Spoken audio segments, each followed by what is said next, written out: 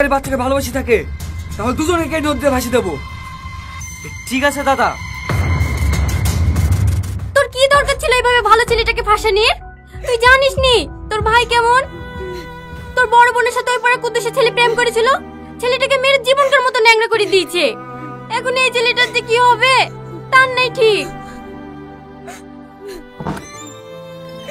ভাবি, সালমাকে দাদা ডাকছে। কেন? মাস্টার বলছে সালমাই নাকি ছেলেটার পেছন পেছন ঘুরতো। শোন সালমা, দাদা কিন্তু বিশাল রেগে আছে। ও মরছে মরুক, তুই জানে দাদার সামনে কিছু স্বীকার করিস নি। সব দোষ ওই ছেলেটার দিবি, নাহলে কিন্তু তোর কপালে বিশাল কষ্ট আছে। ঠিক আছে তুই যা, আমি সালমাকে বুঝিয়ে যাচ্ছি। ঠিক আছে ভাবি, একটু তাড়াতাড়ি নিয়ে আসো।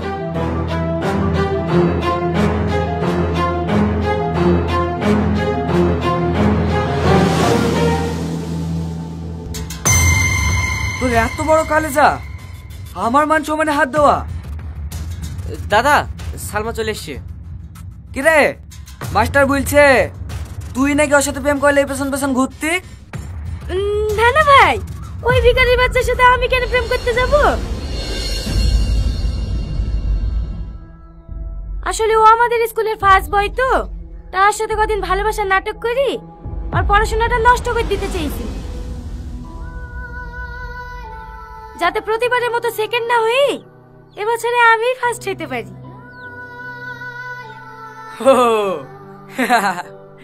এতে আমার নাটক করে কি দরকার ছিল? আমাকে বুঝলেই পারতিক, তুই মা বেটা গ্রাম ছাড়া করে দিত।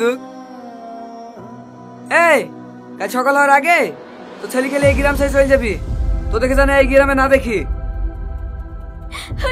ঠিক আছে প্রধান সাহেব, আমরা আজকে এই গ্রাম ছেড়ে চলে যাব, আর কোনোদিন এই গ্রামে ফিরে আসবো না।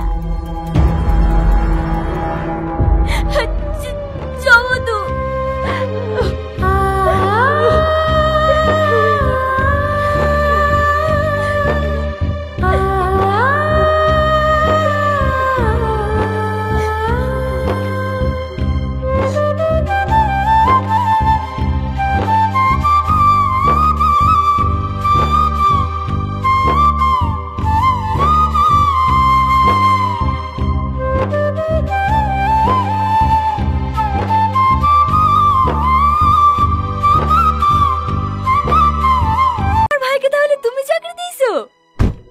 হ্যাঁ, শুধু তোমাকে পাওয়ার আশায়।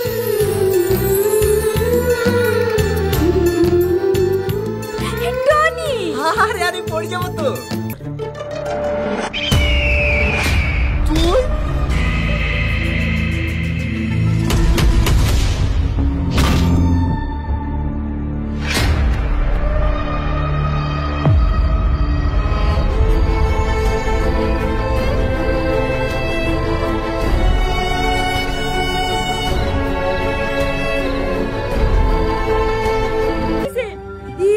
তুমি কি বলছো রীতি? তুমি তো আমাকে ডাকলি।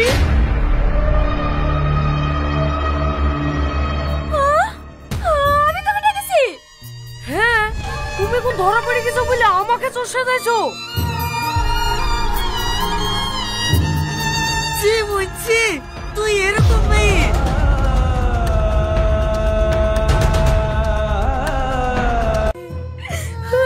আমাকে ভালোবাসবে তো?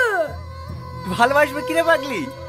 ভালোবাসি, আর সারা জীবন এইভাবেই ভালোবেসে যাব। আগে তোর ভালোবাসার জন্য কোন জিদি মার খেতাম, এখন নয় গুলি খাচ্ছি। তুইও না। Sorry sorry sorry.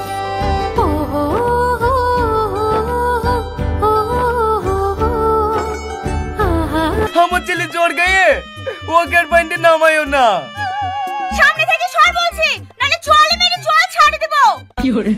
বৌমা, তুমি তো আমাদের মেয়ের মতো, তাহলে তুমি আমাদের সাথে এরকম ব্যবহার করছো কেন? বা ঠিকই বলেছে, তুমি আমার মেয়ের মতন আর আমার বড় বোনের মতন। সেই দাও না বোন। কি করে? বোন বল আর খালাই বল, তোরা সে হয় নাই। চল যাক ডোবাতে।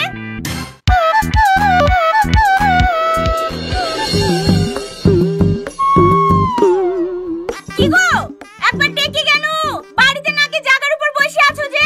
ছাগলের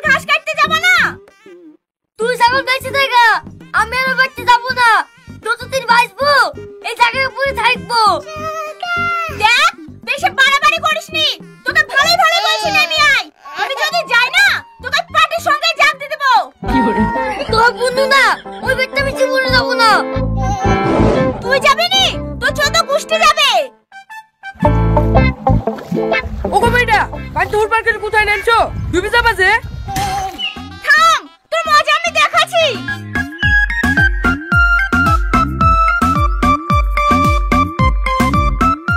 এই লোকাতে তোকে সাথে মেরে ফেলবো। থামো থামো, তুমি আমার ছেলেকে মারো না। তুমি বাড়ি যাও, আমি বাবুকে বুঝে থেকে অন্ধকারের হতে দেখে অনেক কষ্ট হচ্ছে রে, নিজেকে ধরে রাখতে পারছি রে। পাগল কোথাকার, তুই আমাকে ভালোবাসিস আগে বলবি নি? আমিও তো তোকে মনে মনে ভালোবাসতাম।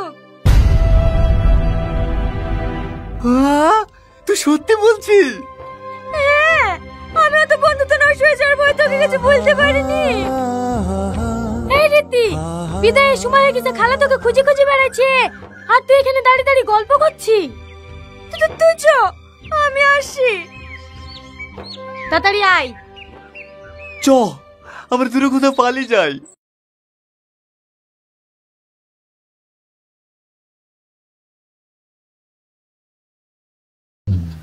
দেখছি আসলে আসার সময় দেখছি আমি যেতে এই ঘর থেকে আইছি। আমার আল্লাহ তার পরিষদ বর্গ নিয়ে বসবে, একটা মিটিং করবে, আলোচনা করবে। আমার আল্লাহর পরিষদ কারা? আহলে বায়াতের পাকে পাঁচজন। এই আল্লাহ পরিষদ বর্গ নিয়ে বসবে এই জায়গার ভিতরে। আমার আল্লাহ বলল, কোন জায়গায় এইভাবে সুন্দর করে মিল করে বসতে হইলে মাঝখানে একটা আলোকবর্তিকার প্রয়োজন আছে। আর আমার আল্লাহর আরশের সেই জায়গায় পাঞ্জাতন সহ আমার আল্লাহ যেদিন বসলো, ওই দিন প্রথমেই আসন মাঝখানে দেওয়া হয়। আর আমার আল্লাহ বললো, এখানে একটা আলোকবর্তিকা জ্বালিয়ে দেওয়া হোক। কমু আসল কথাটা কমু। আরশ কুরসি লৌহ কলম সিংহার বেহেশত দুজক, পৃথিবীর কিচ্ছু সৃষ্টি হয় নাই, তার আগে স্রষ্টার সৃষ্টি নিয়ে মালিক মিটিং করে। ওই সময়কার আসন। একদল লোক আছে কয়ে ডগ জ্বালাইছে, মানুষ জানেই না কই থেকে আইছে। এটা সেই জায়গায় থেকে আসছে।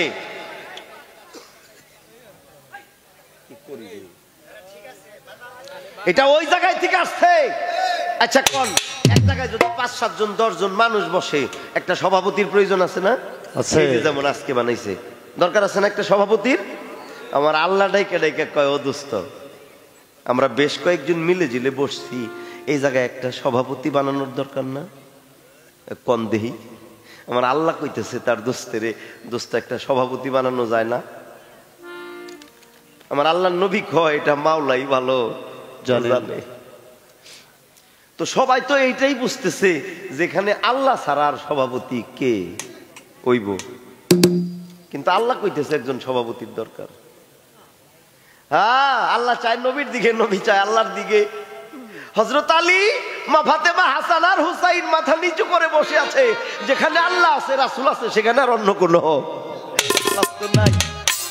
হ্যাঁ, অনেকটা সময় পরে কেউ যখন কিচ্ছু বলে না, আমার আল্লাহ কয়, একটা ভালো মজলিস হইলে একেবারে মুরব্বী যিনি, তারই সভাপতি করা দরকার।